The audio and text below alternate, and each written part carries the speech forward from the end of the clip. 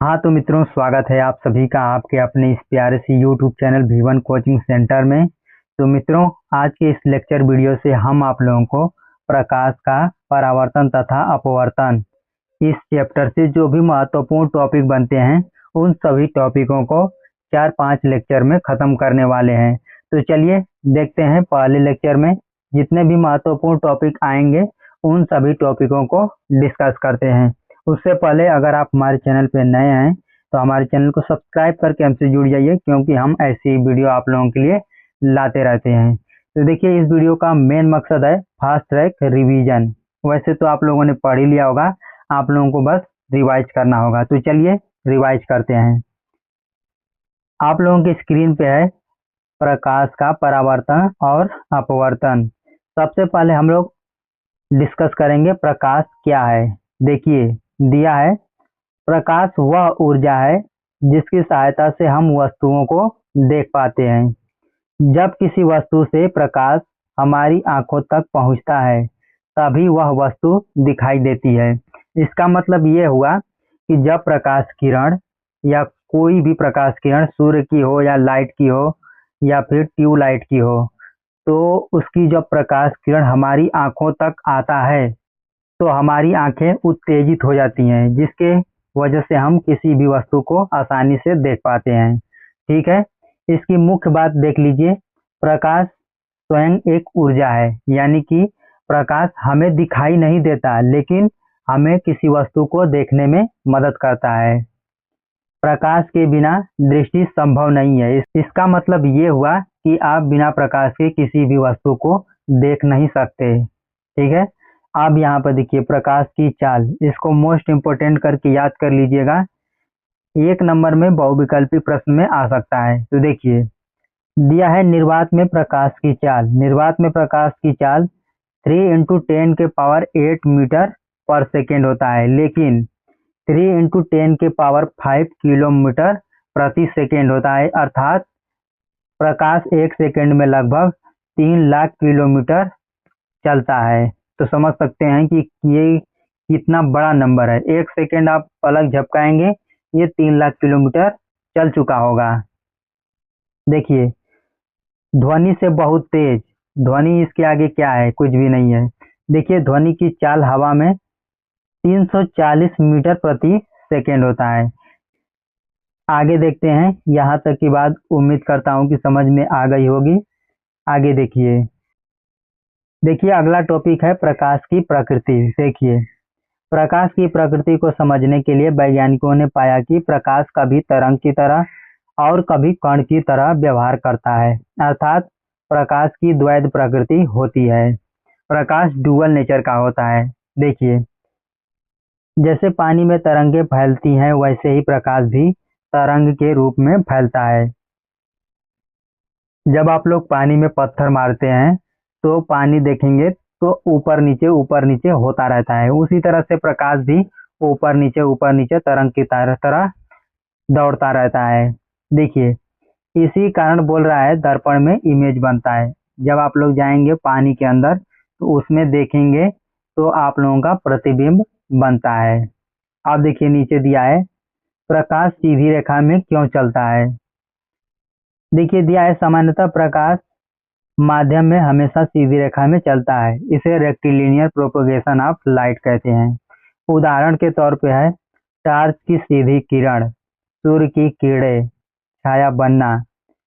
अगर आप एक्सपेरिमेंट करके देखना चाहते हैं कि प्रकाश सीधी रेखा में चलता है कि नहीं, तो आपको 3 दफ्ती का टुकड़ा लेना होगा। उसमें आप लोग बीच से सेम साइज में छेद कर दीजिएगा। उसके बाद लाइट जलाइएगा सीधी रेखा में, देखेंगे तो प्रकाश तीनों छेद से बाहर निकल जाएगा। इस तरह से सिद्ध होता है कि प्रकाश सीधी रेखा में चलता है। यहाँ पे दिया है यदि 3 कार्डबोर्ड में छेद करके एक सीधी रेखा में रखें तो तभी प्रकाश पार हो पाएगा।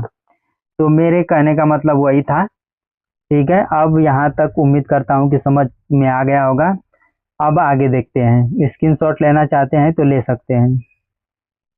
आगे देखिए दिया है प्रकाश के स्रोत। प्रकाश के 2 स्रोत होते हैं, एक प्राकृतिक स्रोत होता है, एक कृत्रिम स्रोत होता है। तो देखिए प्राकृतिक स्रोत में आता है सूर्य और तारे, जुगनू। और कृत्रिम स्रोत में आता है बल्ब, एलईडी, मोमबत्ती और ट्यूबलाइट। ठीक है। अब देखिए प्रकाश का परावर्तन क्या है। जब प्रकाश किसी सतह से टकराकर वापस उसी माध्यम में लौट जाता है तो इसे प्रकाश का परावर्तन कहते हैं। उदाहरण देखिए, दर्पण में चेहरा दिखना, पानी में प्रतिबिंब का बनना। परावर्तन के दो प्रकार होते हैं, एक होता है नियमित परावर्तन, एक होता है अनियमित परावर्तन। देखिए नियमित परावर्तन, जब प्रकाश किरणें किसी चिकनी व समतल सतह से टकराकर एक ही दिशा में व्यवस्थित रूप से परावर्तित होती हैं तो इसे नियमित परावर्तन कहते हैं। देखिए यहाँ पे आप लोगों को चित्र में दिखाया गया है, यहाँ पे प्रकाश किरणें एक दूसरे के समांतर आ रही हैं और परावर्तन के पश्चात उसी दिशा में एक दूसरे के समांतर भी चली जा रही हैं। इसी को हम लोग नियमित परावर्तन कहते हैं। उदाहरण के तौर पे हो जाएगा दर्पण, शांत पानी, पॉलिश किया हुआ फर्श या दर्पण। ठीक है। आगे देखिए अनियमित परावर्तन, इसमें प्रकाश की किरणें समांतर तो आ रही हैं लेकिन परावर्तन के पश्चात बिखर जा रही हैं। इसी को अनियमित परावर्तन कहते हैं। देखिए यहाँ पे परिभाषा दिया है, जब प्रकाश किरणें किसी खुरदरी व असमतल सतह से टकराकर विभिन्न दिशाओं में परावर्तित होती हैं तो इसे अनियमित परावर्तन कहते हैं। दिया है कागज, खुरदरी, सतह आदि, ये इसका उदाहरण है। उम्मीद करता हूँ कि यहाँ तक की बात आप लोगों को क्लियर हो गई होगी। आगे देखिए, आगे दिया है परावर्तन के नियम। परावर्तन के मुख्यतः दो नियम होते हैं। ये पहला नियम होता है आपतित किरण, परावर्तित किरण और अभिलंब तीनों एक ही तल में होते हैं। यहाँ पे देखिए चित्र में दिखाया गया है, आपतित किरण, परावर्तित किरण और अभिलंब तीनों एक ही तल में होते हैं। ये पहला नियम है। आगे देखिए दूसरा नियम बोलता है आपतन कोण बराबर परावर्तन कोण। ये जो कोण होता है, कोण आई, इसको आपतन कोण बोला जाता है और ये कोण आर, इसको परावर्तन कोण। ये दोनों आपस में बराबर होते हैं। ठीक है। अब देखिए प्रतिबिंब। प्रतिबिंब, जब वस्तु से आने वाली प्रकाश किरणें परावर्तन या अपवर्तन के बाद किसी स्थान पर मिलती हैं या मिलती हुई प्रतीत होती हैं तो बनने वाली आकृति को प्रतिबिंब कहते हैं। प्रतिबिंब मुख्यतः दो प्रकार के होते हैं, एक वास्तविक प्रतिबिंब होता है और एक आभासी प्रतिबिंब होता है। अब आगे देखते हैं, आगे दिया है वास्तविक प्रतिबिंब और आभासी प्रतिबिंब। वास्तविक प्रतिबिंब की परिभाषा देख लेते हैं। जब प्रकाश किरणें वास्तव में किसी बिंदु पर मिलती हैं तो इस प्रकार बनने वाला प्रतिबिंब वास्तविक प्रतिबिंब होता है। विशेषताएं देख लीजिए, यह सामान्यतः उल्टा होता है, इसे पर्दे पर प्राप्त किया जा सकता है, यह प्रकाश किरणों के वास्तविक रूप से मिलने पर बनता है। ठीक है। आगे देखिए आभासी प्रतिबिंब, जब प्रकाश किरणें वास्तव में नहीं मिलती लेकिन उन्हें पीछे की ओर बढ़ाने पर वे किसी बिंदु से आती हुई प्रतीत होती हैं तो बनने वाला प्रतिबिंब आभासी होता है। विशेषताएं देख लीजिए, यह सीधा होता है, इसे पर्दे पर प्राप्त नहीं किया जा सकता, यह केवल प्रतीत होता है, किरणें वास्तव में उस बिंदु पर नहीं मिलती। यहाँ तक आप लोगों को बात क्लियर हो गई। आगे देखिए दर्पण। दर्पण देखिए, दर्पण तो आप लोगों को हमने समझा दिया है, एक बार और देख लेते हैं। यदि किसी चिकनी और पारदर्शी माध्यम की एक सतह पर कलई अथवा लाल ऑक्साइड का लेप कर दिया जाए तो ऐसी सतह को दर्पण कहते हैं।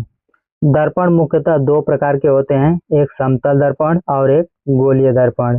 समतल दर्पण देख लीजिए, समतल दर्पण द्वारा बनने वाला प्रतिबिंब सीधा होता है, आभासी होता है, वस्तु के समान आकार का होता है और दर्पण के पीछे होता है।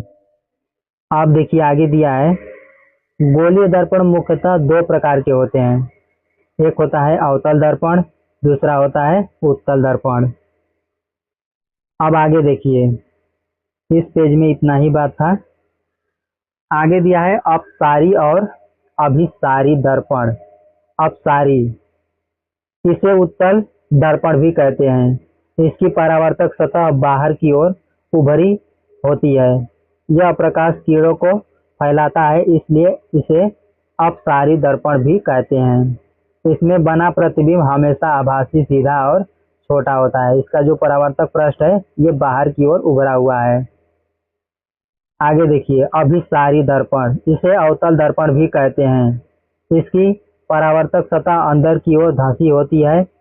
यह प्रकाश किरणों को एक बिंदु पर एकत्रित करता है, इसलिए इसे अभिसारी दर्पण कहते हैं। वस्तु की स्थिति के अनुसार इसका प्रतिबिंब वास्तविक या आभासी हो सकता है। इसका परावर्तक पृष्ठ अंदर की ओर धंसा हुआ है। ठीक है।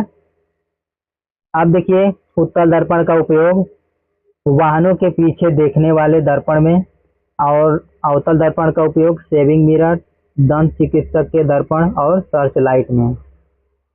आज की वीडियो में यहीं तक रखते हैं। कल की वीडियो में हम लोग इससे आगे डिस्कस करेंगे। तो हमें कमेंट करके बताइएगा कि ये सेशन आप लोगों को कैसा लगा। अगर आपका कोई सुझाव हो तो वो भी हमें कमेंट बॉक्स में ज़रूर बताएं। फिर मिलते हैं अगले वीडियो में। उससे पहले अगर आप हमारे चैनल पर नए हैं तो हमारे चैनल को सब्सक्राइब करके हमसे जुड़ जाइए, क्योंकि हम ऐसी वीडियो हमेशा आप लोगों के लिए लाते रहते हैं।